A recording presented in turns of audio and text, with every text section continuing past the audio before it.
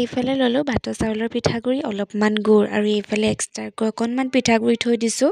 ঘোলটো বনাওঁতে হয়তো প্ৰয়োজনো হ'ব পাৰে। আৰু এইফালে অকণমান বেকিং পাউডাৰ দি দিছোঁ। বহুত বেছি একো দিয়া নাই। এইখিনিয়ে সামগ্ৰী লাগে আচলতে তেলপিঠা, বৰপিঠা আৰু মালপোৱা পিঠা যোনে যি বুলি কয় ঠাইভেদে বেলেগ হয়। আৰু এইফালে মই গেছত উঠাই দিলোঁ এখন মাটি কেৰাহীত, তাতে দি দিছোঁ অলপমান ৰিফাইন আৰু ঘোলখিনি অলপ অলপকৈ দি গৈছোঁ। পিঠাটো যিমান পৰিমাণত আপোনাৰ ডাঙৰ লাগে সিমান পৰিমাণে আপুনি ঘোল দিব পাৰে। যিখিনি মানে সংমিশ্ৰণ কৰা আছে সেইখিনি বস্তু দি যাব পাৰে আৰু লাহেকৈ ফুলিবলৈ পিঠাটো হৈয়ে আহে আৰু ধুনীয়াকৈ ইলুটি সিলুটি কৰি দিলে পিঠাটো একদম হৈয়ে যায়।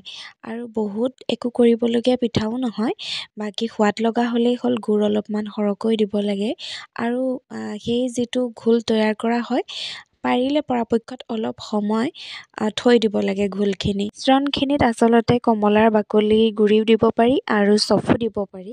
যদিহে আপোনাৰ হাতত সময় থাকে তেনেহ'লে আপুনি গোটেই ৰাতিও সেই মিশ্ৰণটো থৈ দিব পাৰে ঘোলটো। বাকী মই ইমান মানে নথলোঁ আৰু মই 2-3 ঘণ্টামান থৈয়ে মই পিঠাকেইটা বনাই দিলোঁ আৰু বহুত কোমল হৈছে, লগতে সোৱাদ লগাও হৈছে, খাবলৈ বৰ ধুনীয়া হ'ল। এইফালে ম'ম' লৈ আহিলে মানুহজনে আৰু ম'ম' খাবলৈ ল'লোঁ। যিহেতু ঠাণ্ডা যি পৰিছে কৈয়ে ভাল লাগে ঠাণ্ডা। এইটো কি চৰাই বাৰু? কোনোবাই চিনি পায়নে? যদি চিনি পায় জনাব দেই।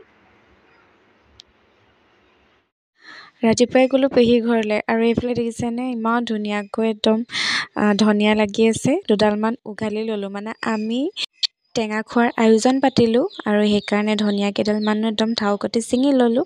এইফালে আকৌ ধুনীয়াকৈ ক'লা আঙুৰ আৰু লগতে আছে বগৰী আৰু লগত আকৌ কমলাও আছে দেই। একদম চববোৰ যতনাই ল'লোঁ আৰু একদম পথাৰলৈ বুলি দৌৰ মাৰিলোঁ।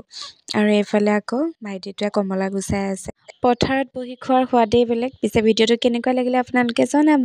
আজিলৈ আহিলোঁ, সকলোকে বাই বাই।